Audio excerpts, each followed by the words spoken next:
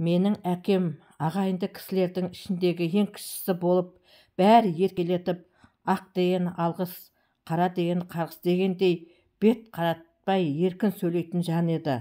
Сондықтан болар қай жерде де ойын ірікпей сөйлейтін, жеңгелерімен де өте қатты ойнайтын, ашық мінезді кісі еді.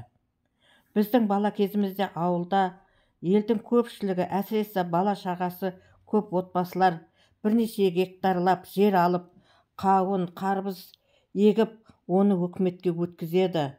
Өз отбастары үшін картоп, пияз, сәбіз, помидор, қияр тағы басқа не керектің бәрін егіп алады.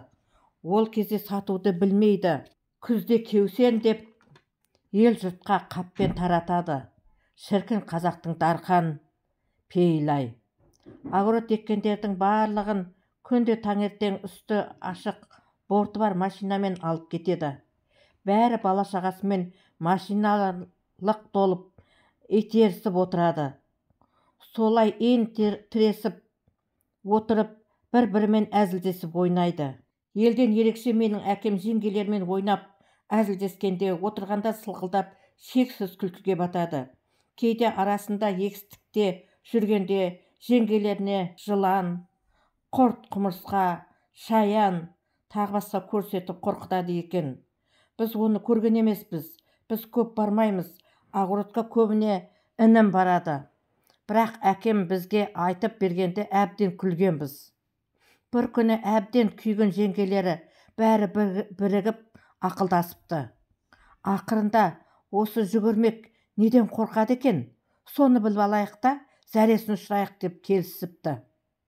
Содан бір жеңгесі ештеңе байқатпай әңгімеге тартып отырып, мен мынадан қорқамын, бәленше анадан, түгенше тағы бір нәрседен қорқады, сен ештеңеден қорқпайсың-ау, депті. Оның ішкі жоспарынан сезіктенген әкем, қорқпайтын адам бола ма екен? Сонша батыл болсам да, мен құрбақадан зәрем кетеді, көргім келмейді, депті. Мұны байқатпай біліп алдым деген жеңгесі мәз болып басқа жеңгелеріне жеткізеді. Кешке қарай машинаға мінер алдында бәрі бірігіп, жеңгелері құрбақа ұстап алып, жасырып қояды.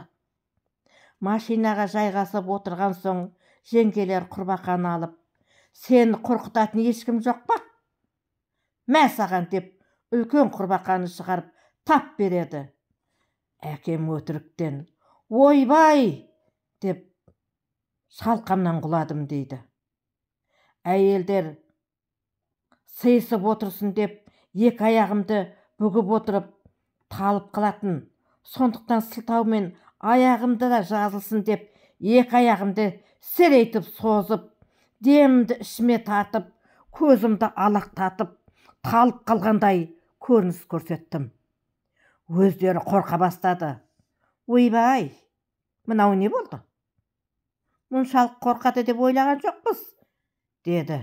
Біреуі, ойбой құдай-ай, өліп қалды ғой. Артында шеттей бала шағасын асырап жүргенде не болды дегендер де болды. Бәрін естіп жатырмын, дейді әкем. Бір кезде ұры бұлтың қарындас болып жүрген әйел, аға жаным-ау, ойыннан от шығып өліп қалдың ғой, деп дауыс салып жылады. Бәр шулап машинаны тоқтатты. Салқын су әкеліп, ұшықтай бетіме бүркіп жіберді. Дем салып, тағы су бүрккенде, жаймен кірпігімді қимылдатып, көзімді аштым. Ох, бейшарай, тірі екенсің ғой, деп бәрі қуанып кетті. Жаны бар екен, кімде таза су бар, әкеліңдер, деп біреуі су берді. Ыстық. Арада біраз уақыт өтіп, өзім өтірік өлген боламын деп әбден шөлдеген едім. Суды рахаттана сіміріп салдым. Содан үйге жеткенше тұрып, көзімді ашып, машинадан түстім. Жеңгелерім, бір өлімнен қалдың, жасың ұзақ болсын, балдарыңның қызығын көре бер. Жүгірмек, зәремізді ұшырдың ғой. Иә, құрбақадан қорқып өліп қалады деп кім ойлаған? Деп қауқылдасып жатыр. Содан қайтып олар маған құрбақаны әкелуді былай тұрсын, ана жүгірмекке көрсетпеңдер дейтін болды құрбақаны. Арада бірнеше жылдар өткенде, бұрынғыдан да егде тартқан жеңгелерім шындықты естігенде аң-таң болды. Ойпырмай, әй бала, әй мырза жігіт, нағыз әртістің өзі сен екенсің. Біз сені қатырдық десек, сен бізді қатырған екенсің ғой, деп бәріміз мәз болдық. Қалай дем шығармай өліп жатуға болады? Қалай шыдадың? Ой сұмдық-ай, нағыз өлген адамнан айнымай қалдық. Қорқып тыпырлаған кезде көзіңді деп бір нәрсе қып айналдырып жібердің-ау, деп айта алмай күледі.